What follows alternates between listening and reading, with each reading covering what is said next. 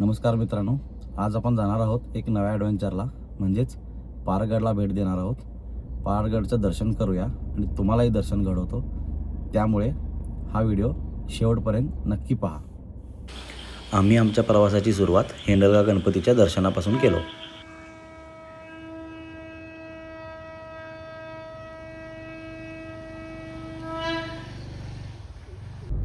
हिंडलगा गणपतीचं दर्शन घेऊन आम्ही निघालो आमच्या पुढच्या प्रवासाला.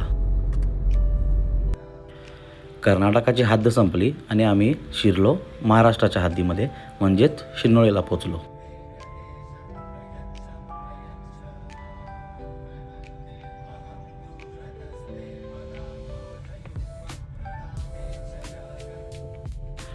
पाटणे फाट्याला येऊन पोचल्यावर आपल्याला डाव्या बाजूला वळावं लागतंय. मग आमच्या श्रेयश म्हणाला जरा चहा पिऊया, म्हणून आम्ही चहा पिण्यासाठी थांबलो.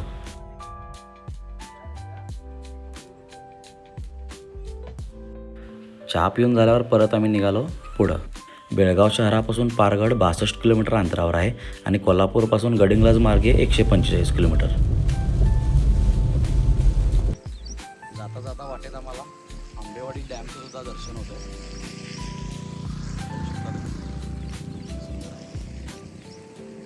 फार मोठं नाही, छोटं डॅम आहे. निसर्गाच्या कुशीत बसलेल्या या आंबेवाडी धरणाकडे बघता बघता 2 मिनिटासाठी आमचं मन हरवून जातं.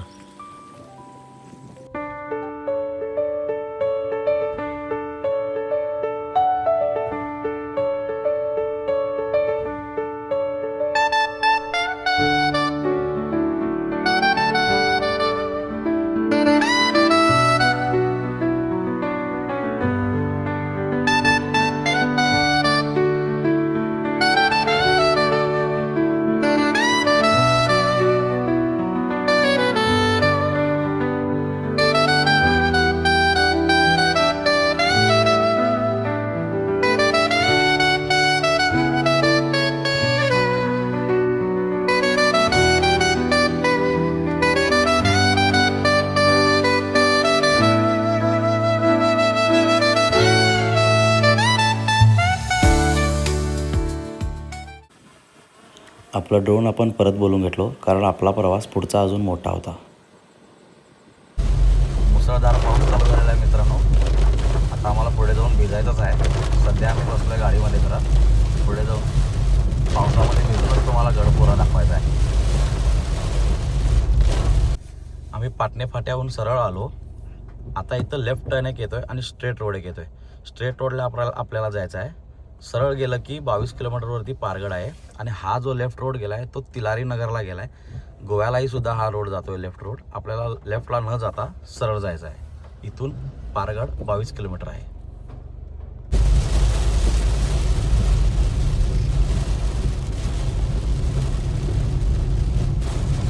त्या तिलारी नगरच्या क्रॉस होऊन एक 200-300 मीटर पुढे आलो.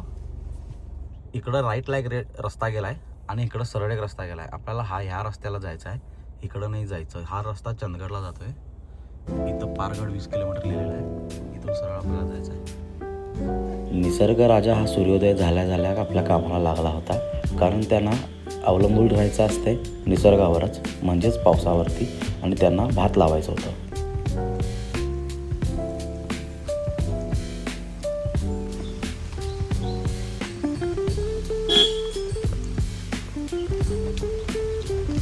जाता जाता वाटेत आपल्याला कन्वेश्वर मंदिर लागलं. त्याचं दर्शन घेऊनच आपण पुढे जाऊया.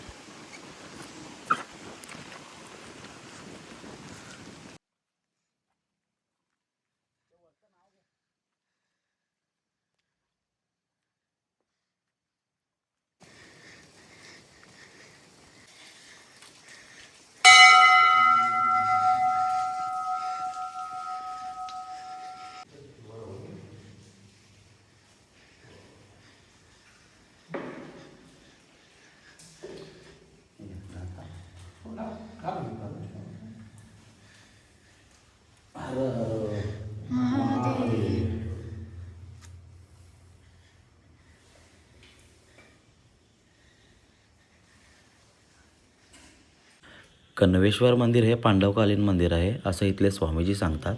त्यांनी या मंदिराबाबत आपल्याला काही माहिती दिली ती आपण ऐकूया. या मंदिरची स्थापना केव्हा झाली? मंदिर हा फार अति प्राचीन शिवमंदिर आहे. हेमाडपंथी मंदिर असं म्हटलं जातं. ॲक्च्युली आता इथल्या लोकांची मान्यता आहे की या मंदिराचं पांडव लोकांनी हे मंदिर बांधले. पांडवकालीन समकालीन मंदिर आहे. बरोबर.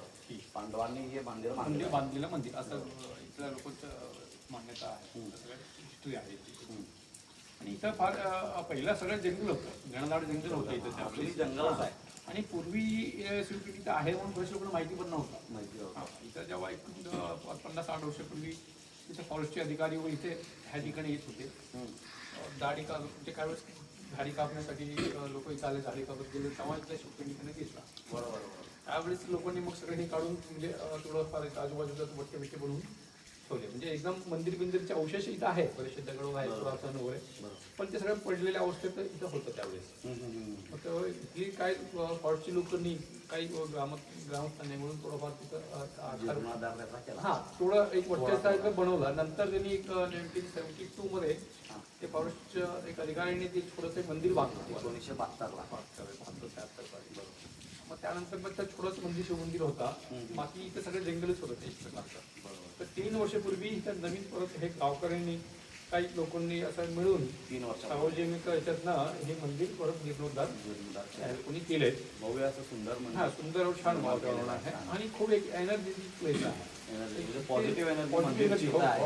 आणि हा संगमेश्वर देवाचं फार प्रचलित आहे. हा लोक लांब लांबची लोक इथं येत असतात. आणि तसं तुम्ही जपलेलं आहे. तुम्ही आम्ही तुम्हाला काय न कळवता आलो, पण तुमची नित्य पूजा, आमची पूजा अर्चना जे काही नित्यकर्म होतं ते. शिवरात्रीच्या वेळेला महाप्रसाद वगैरे असं होतं. शिवरात्रीला खूप मोठी जत्रा भरते. जत्रा भरते. 5-25 गावची लोक इथे येतात. बरोबर. सुंदर कार्यक्रम इथे होतात. नाटक असतात. बरोबर. बाकी भंडारा होतात. महाप्रसाद होते. आणि बाकी तर श्रावणामध्ये 4 सोमवार बऱ्यापैकी गर्दी असतात. फक्त लोक येतात. अभिषेक पूजा पाठ होत असतात. बाकी 1-2 सोमवारी श्रावण सोमवारमध्ये बाकी भंडारा पण इथं होते. बरोबर. बाकी माहिती दिल्याबद्दल खूप खूप आभार.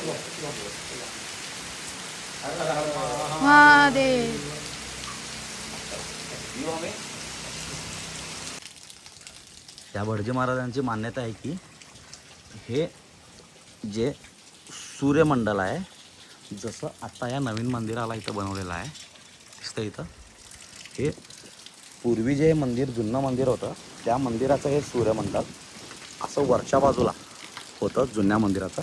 ते कालांतराने ते मंदिर ढासळल्यानंतर हे सूर्यमंडल इथं त्याची स्थापना या लोकांनी, गावच्या लोकांनी इथं केलेलं आहे. हे भैरव, हे 2 दगड आहेत. हा हा, हे उभे असलेले हे 2.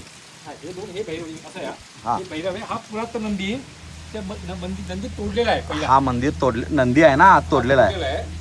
बरोबर, तोडलेला आहे. ती पण हे झालेलं आहे. हा भैरव आहे. हे भैरव काय दोन्ही मूर्ती इकडे पुरातन.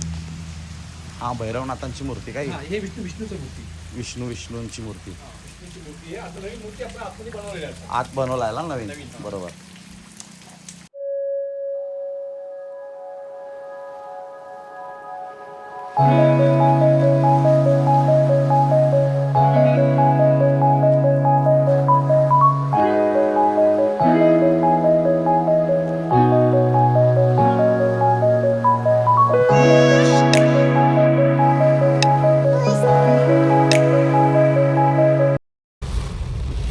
जसं जसं आपण पुढे चाललो होतो तसं तसं पावसाचं प्रमाण वाढतच चाललं होतं.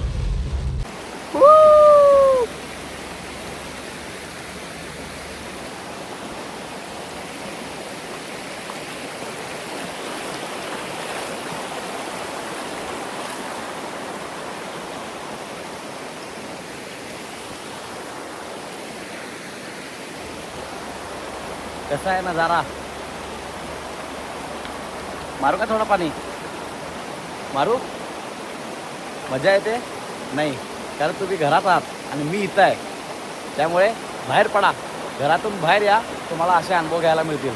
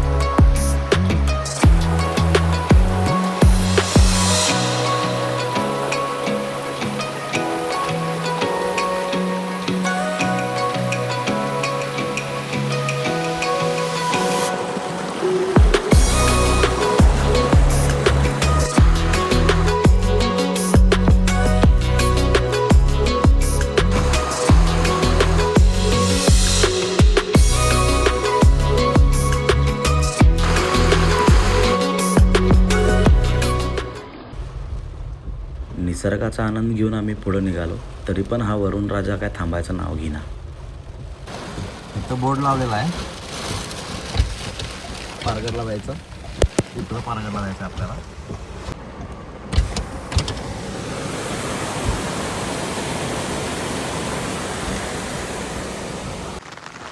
हा आहे पारगडचा कडा.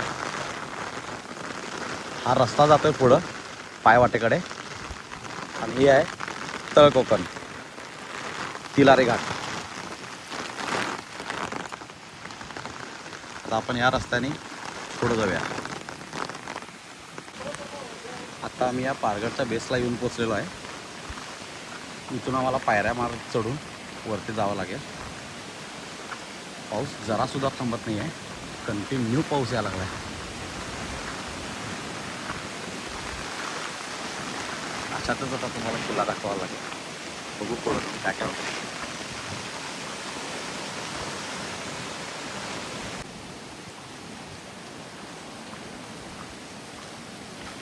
सुरुवातीला आपल्याला सिमेंटच्या पायऱ्या लागतात.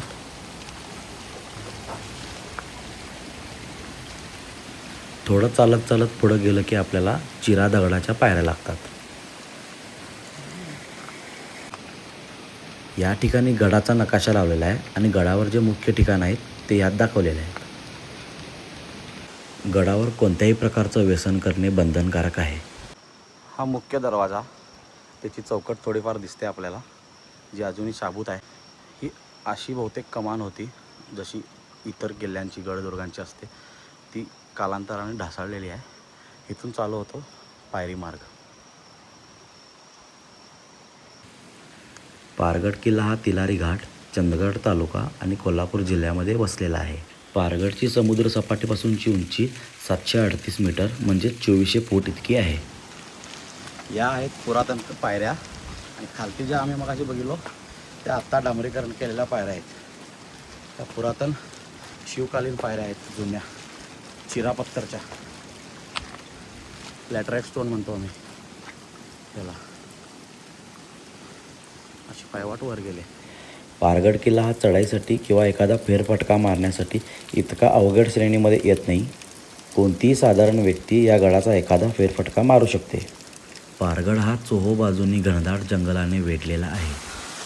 आमचा श्रेयस तर माझ्या पुढे पुढे चालला आहे. त्याला भरपूर उत्सुकता आहे पारगड बघण्याची. इथून चालू केला आम्ही पायरी मार्ग. तर 5 मिनिटात वर आलो. जास्त उशीर नाही लागला. एखादी वयस्कर व्यक्ती सुद्धा चालत गडावर येऊ शकते. चालतो, घाबरायची गरज नाही. साधारण एक 80-100 पायऱ्या लागल्या. गड प्रवेश करताच ध्वजस्तंभाचा बुरुज व त्याच्या समोर शिवकालीन असलेल्या तोफा आपला स्वागत करतात. हा पायरी मार्ग चढून आल्यानंतर आपण तोफ बुरुजाकडे येतो. तोफ बुरुजावर आल्यानंतर या शिवकालीन तोफांचं आपल्याला दर्शन होतं. सध्याच्या स्थितीमध्ये या शिवकालीन तोफा भग्न अवस्थेत आहेत, पण गड अजिंक्य ठेवण्यासाठी याचा लाख मोलाचा वाटा आहे. या तोफा सावकारांनी सांभाळून ठेवलेला आहे. हे आपण दाखवण्यासाठी याच बुरुजावरती मारुती मंदिर आहे. चला आपण त्या मारुतीचं दर्शन घेऊया.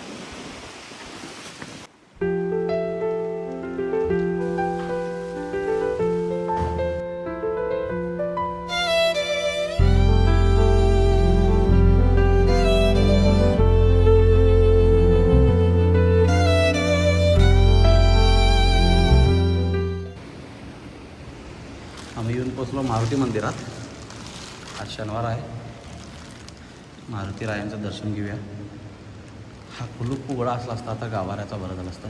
हार आणला आहे आम्ही, पूर्वीच्या पाण्याचा सुद्धा हार आणला आहे मारुतीला. तो घालता आला असता जाऊन भगवंताना. ठीक आहे, असू दे. इथूनच दर्शन घेऊया आणि उंबरट्याला पूर्वीच्या पाण्याचा हार घालूया. मारुती रायाची मूर्ती अतिशय सुंदर व लक्षवेधी आहे. हा आहे गडाचा पश्चिम भाग. इथून सूर्यास्त खूप सुंदर दिसतो संध्याकाळच्या वेळेला. आता सध्या धुकं पडलेला आहे त्यामुळे काही दिसत नाही. गडावर ही छोटीशी पाण्याची टाकी आहे. अशीच पाण्याची टाकी आपल्याला रांगणा गडावर बघायला मिळते, बुदरगडच्या बाजूचा गड. तिथून वाटचाल करत आपण भगवती मातेच्या मंदिराकडे यायचं. आता आम्ही येऊन पोचलो भवानी मातेच्या मंदिराकडे. चिराच्या दगडामध्ये किती सुंदर कमान केलेली आहे. त्या बाजूला एक छोटा बुरुज दाखवलेला आहे, तर त्या बाजूनी पण एक कमान आहे. 2 वाटा आहेत.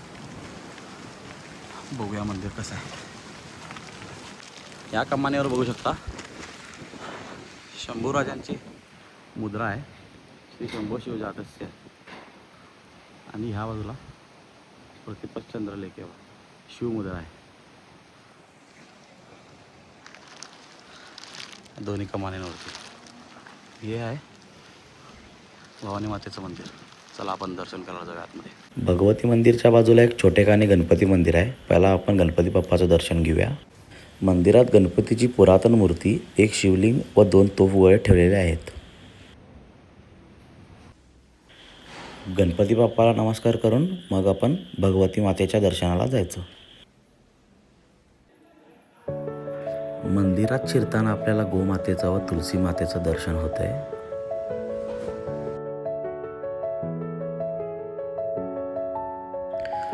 मंदिरात आत गेल्या गेल्या छत्रपती शिवाजी महाराजांच्या आयुष्यातील मुख्य घडामोडींचे चित्रीकरण आपले लक्ष वेधून घेऊ लागते.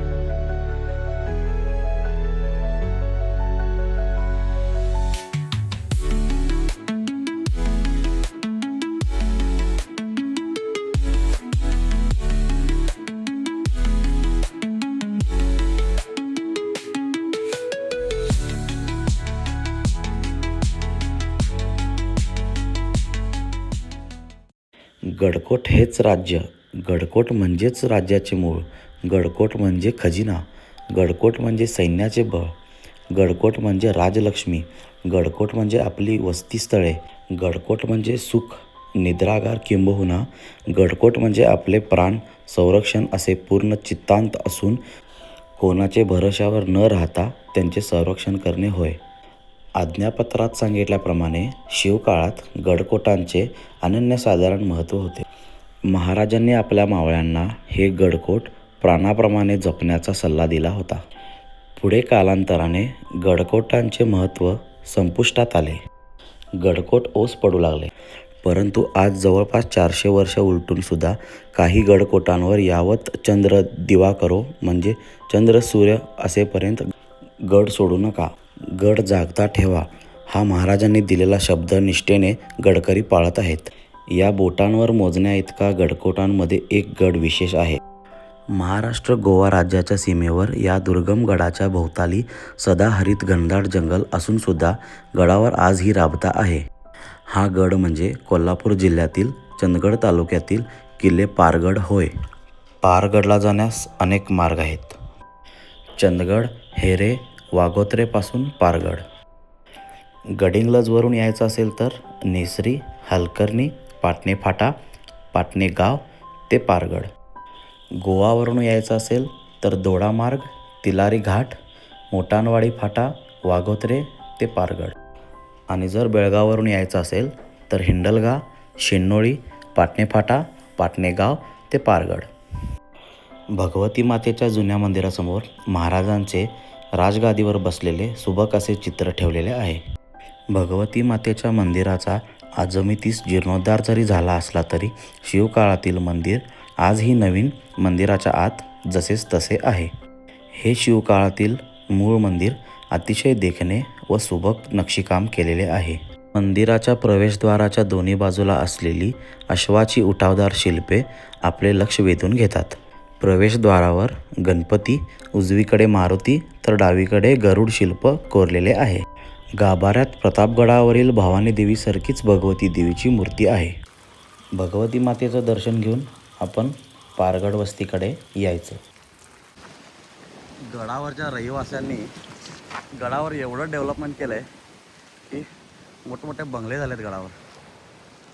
आम्ही विचार पण केला नव्हतो की एवढे मोठे बंगले आपल्याला पारगडावर बघायला मिळतील. हे बघा, एवढी सुंदर सुंदर घरं बांधलेली आहेत आणि हे रहिवासी म्हणजे इथले वंशजच आहेत.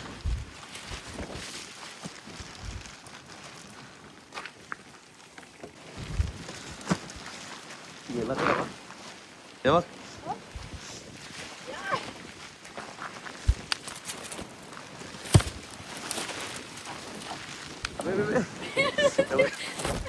छत्री कुत्रीचा सध्या बाजार झालेला आहे. कारण वारं भयानक आहे इथं गडावर. श्रेयश पकड जरा हारचा. बापरे, उद्यात सरळ होते का नाही टाकून द्यायची खाली जाऊन.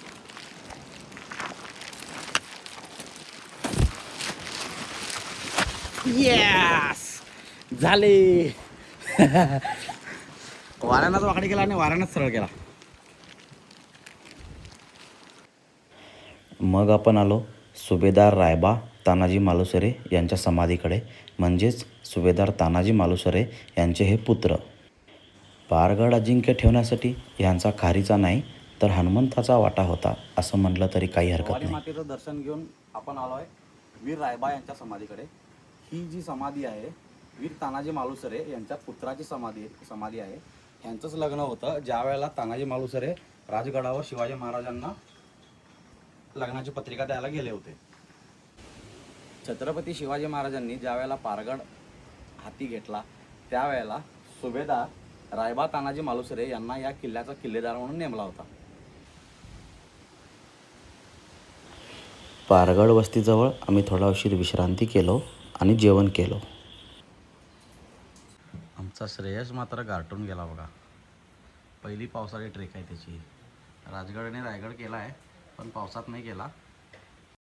निसर्गाच्या कुशीत असणाऱ्या या पारगड किल्ल्यावरील गडवासियांनी आपल्या अंगणामध्ये सुंदर सुंदर अशी फुलांची झाडं लावलेली आहेत. ही सुंदर झाडे आपले लक्ष वेधून घेतात.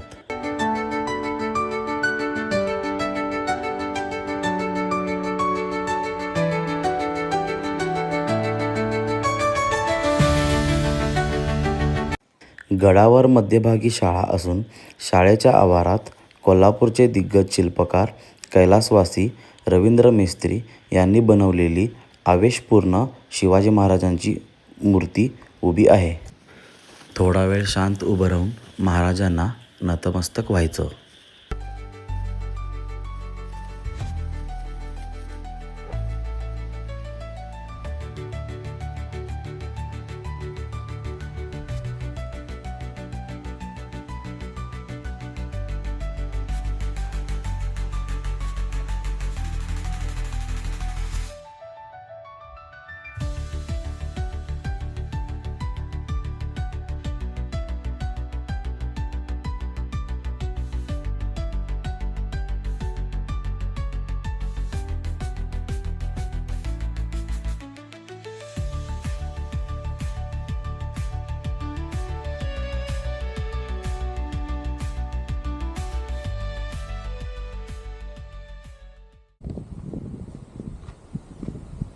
आता आपण पारगड वस्तीहून इकडं पुढं आलोय. हे एक सती स्मारक आहे. पारगडवासियांचे हे एक स्फूर्तिस्थान आहे. विठोजी माळवे हे वीरगतीस प्राप्त झाले. 1689 साली ज्यावेळी मुघल आक्रमक पारगडाला वेढा घातले त्यांना विठोजी माळवे यांनी पळून लावलं आणि त्यांना वीरगती प्राप्त झाली. त्यांची पत्नी नंतर त्या सती गेल्या म्हणून हे सती स्मारक इथं तुळसाबाई नावानं त्यांच्या पत्नीच्या नावानं सती स्मारक इथं बसवलेलं आहे.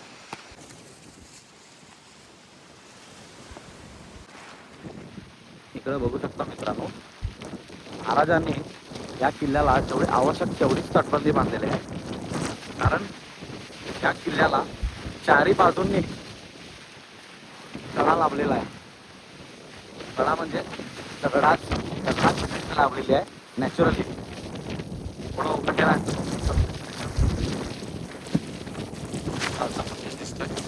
इथं तटबंदी आहे. महाराजांनी जितकी लागेल तेवढीच तटबंदी बांधून घेतलेली आहे किल्ल्याला. बाकी नॅचरली कडाच आहे. बघू शकता. हे बघ श्रेयस उघडला आता. हे बघ इकडे या लवकर.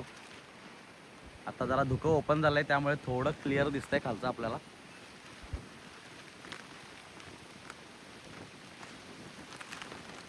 हे आहे खालचं तळ कोकण मित्रांनो. पाऊस जोर चालू आहे. वारा तर काय सांगूच नका. आमच्या छत्रीची हालत बघा काय झालं.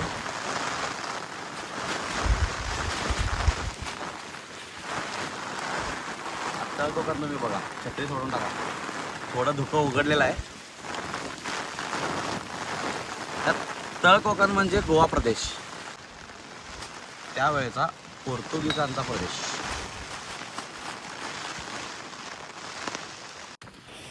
पारगड किल्ला हा कोल्हापूर जिल्ह्याच्या सीमेवर गोवा प्रदेश लगत आहे. येथून जर दगड दक्षिणेकडे फेकला तर गोवेकर पोर्तुगीजांना लागेल व पश्चिमेकडे फेकला तर खेम सावंतांना लागेल. हा विचार करून महाराजांनी पोर्तुगीज व सावंतवाडीच्या सावंतांवर वचक ठेवण्यासाठी पारगड किल्ल्याची बांधणी केली. पारगड किल्ल्यावर महाराज बरेच दिवस मुक्कामाला होते. या पारगडचा पहिला किल्लेदार म्हणून महाराजांनी नरवीर तानाजी मालुसरे यांच्या मुलाची म्हणजेच रायबाची निवड केली. बघता बघता आम्ही महादेव मंदिराजवळ पोचलो.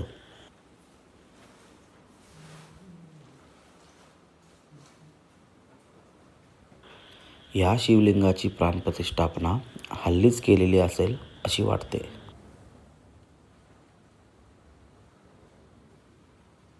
तानाजीसारख्या सिंहाचा छावा असलेल्या रायबाने गडाचे प्राणाप्रमाणे रक्षण केले.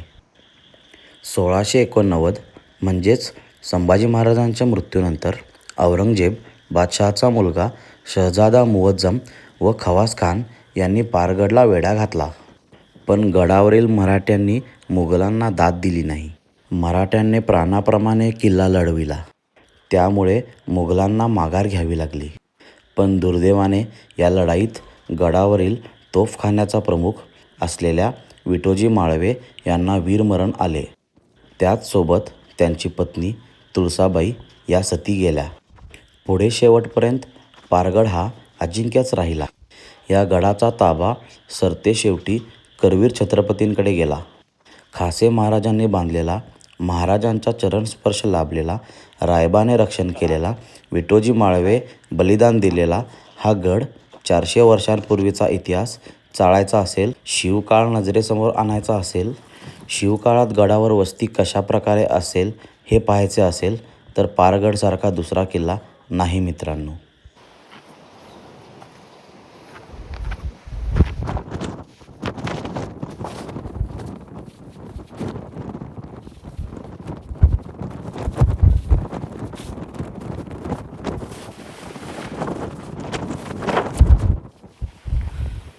या किल्ल्याचं नाव पारगड कसं पडलं तुम्हाला माहिती आहे का मित्रांनो?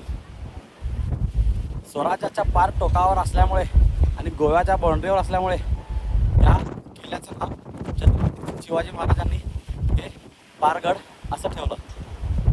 छत्रपती श्री शिवाजी महाराज की जय. धर्मवीर छत्रपती की जय.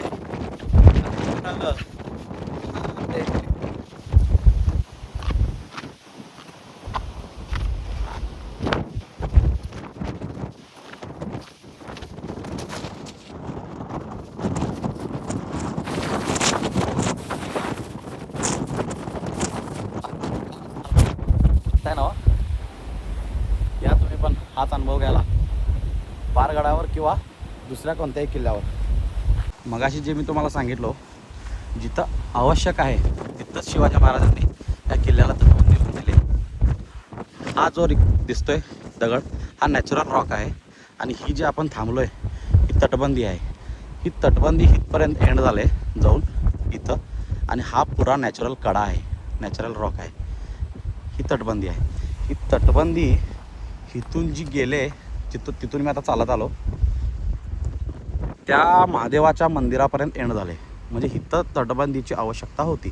त्यामुळे शिवाजी महाराजांनी इथंच फक्त तटबंदी बांधलेली आहे. आणि पुढे पण पलीकडे त्या काही ठिकाणी जिथं आपलं भगवती मंदिर होतं, मारुती मंदिर होतं, तिथं पण थोड्या ठिकाणी शिवाजी महाराजांनी तटबंदी बांधलेली आहे. निसर्गाच्या कुशीत असणाऱ्या या किल्ल्यावर येऊन दिवस कधी संपला हे समजलंच नाही. नुकताच पावसाळा चालू झाला असल्यामुळे गडाच्या चारी बाजूने असलेल्या कडेकपाऱ्यातून नुसता धबधबाच वाहताना दिसत होता. आणि ही सह्याद्री आपल्या अंगावर धुक्यांची चादर ओढून घेत आहे की काय असं वाटत होतं.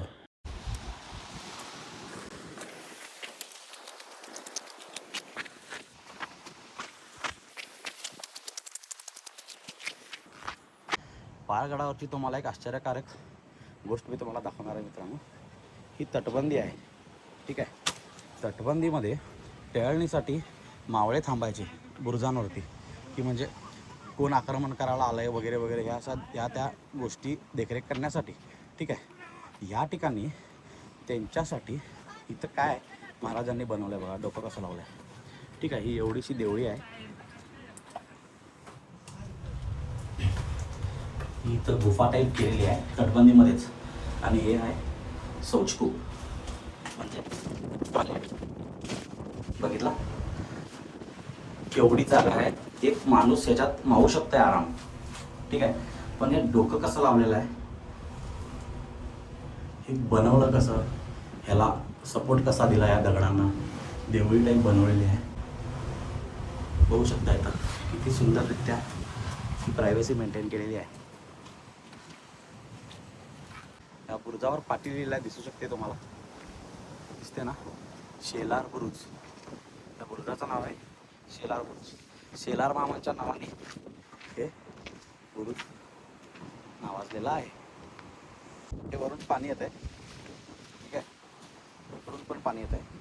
नियोजन बघा महाराजांचं. पाणी जायसाठी त्यावेळी 400 वर्ष आधी, 350 वर्ष आधी देवळी बनवलेली आहे. अजून बरोबर त्यातून पाणी वाहून जायला लागलं. किती पुढचं विचार करायचे महाराज, ते आपल्याला ह्या एका चित्रातून समजतंय. आर पार दिसायला लागलंय त्या बाजूचं पाणी हे वाहून जात आहे पावसाचं. हे महादेव टाकं आहे, जे महादेव मंदिराच्या शेजारी स्थित आहे. तटबंदी फिरून परत महादेवच्या मंदिरकडे आल्यावर मला एक नंदी दिसला, जो उघड्यावर आहे. त्याच्याच समोर एक खोली आहे आणि परत एक आत नंदी आहे, शिवलिंगसुद्धा आहे आणि महादेवांची एक सुबक मूर्तीसुद्धा आहे. मला असं वाटतंय की ह्या मूर्त्या पुरातन असाव्यात आणि जी आता मंदिरात सध्या शिवलिंग बसवलेली आहे ती हल्लीची असावी, जसं मी मगाशी तुम्हाला म्हणलो. मंदिरात ह्या मूर्त्यासुद्धा ठेवाव्यात अशी माझी इच्छा आहे आणि पारगडवासियांना विनंती आहे, याची रोजची रोज पूजा झाली पाहिजेत. गड किल्ले म्हणजे आपल्या राजांनी दिलेली दौलत. ती दौलत जपणे म्हणजे संवर्धन. संवर्धन करायचं असेल तर गड किल्ल्यावर यावं लागेल. येऊन फक्त बघणे नाही, ते बघणे, त्यांना आपल्या नजरेत, आपल्या मनात, आपल्या हृदयात सामावून ठेवणे, त्याचबरोबर त्यांचा अभ्याससुद्धा करणे, ह्याला म्हणतात गडदुर्गप्रेमी. रामकृष्ण हरी. संपूर्ण गड फिरून झाल्यावर आम्ही मारुतीरायांच्या मंदिराकडे आलो. मारुतीरायांचं पुन्हा एकदा दर्शन घेतलं आणि आम्ही परतीचा प्रवास निवडला. तुम्हाला जर हा माझा व्हिडिओ आवडला असेल तर नक्की लाईक, शेअर आणि सबस्क्राईब करा. तुमच्या सपोर्टची खूप गरज आहे. व्हिडिओ बनवणं ही सोपी गोष्ट नाही आहे. वेळ काढून यावं लागतं. पुन्हा पावसात कडेकपारी यावं लागतं. ठीक आहे. जीवाची बाजी लावून मग व्हिडिओ बनतात. तुम्हाला घर बसल्या व्हिडिओ बघायला मिळतात. त्यामुळे सपोर्ट करा. खूप खूप आभारी आहे.